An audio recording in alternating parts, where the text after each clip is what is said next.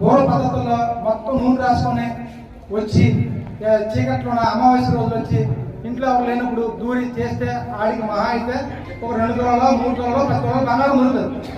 కానీ ఇప్పుడు అంతా కూడా ప్రతి ఒక్కరు కూడా మొబైల్స్ వాడుతున్నారు, పేటిఎంలు ఉన్నాయి, ఫోన్పేలు ఉన్నాయి. మీ బ్యాంక్ అకౌంట్ కూడా మీ యొక్క మొత్తం మీకు కష్టార్జితం. రిటైర్మెంట్ అవుతున్న వ్యక్తి నర్సీపట్నంలో ఒక వ్యక్తి కష్టపడి ఇండియన్ గవర్నమెంట్లో కష్టపడి సుమారు 1,50,00,000 సంపాదిస్తే అందులో 1,30,00,000 స్కామ్ ద్వారా డిజిటల్ అరెస్ట్ అనే ఒక స్కామ్ ద్వారా ఆయనకి నష్టపోయాడు. ఇంకా ఒకసారి చూడండి, ఎంత జీవితం మొత్తం కష్టపడి సంపాదించిన డబ్బుని కేవలం ఓటీపీ మెసేజ్ ఆన్ చేసి దాన్ని చెప్పడం వల్ల జరుగుతుంది. మేము చెప్పేది ఏంటంటే, ఏ బ్యాంక్ మేనేజర్ కానీ ఏ డిపార్ట్మెంట్ వ్యక్తి కానీ మీకు ఫోన్లో ఫోన్ చేసి మీకు ఓటీపీ వచ్చింది మీరు చెప్పండి, లేదా కేవైసీ తెలుస్తున్నామని కానీ లేకపోతే ఈ బ్యాంక్ అకౌంట్ చేస్తున్నామని కానీ ఎవరు చెప్పినా నమ్మద్దు.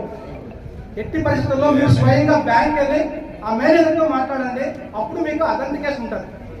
వాళ్ళు రెస్పాన్సిబిలిటీ తీసుకొని మీరు చేస్తారు. కాబట్టి దయచేసి డిజిటల్ లావాదేవీల్లో మోసపోకూడదని మా జిల్లా ఎస్పీ గారు, డిఐజీ గారు కూడా రీసెంట్గా 2 రోజుల కింద సైబర్ ఫ్రాడ్స్ మీద అవేర్నెస్ పెట్టారు.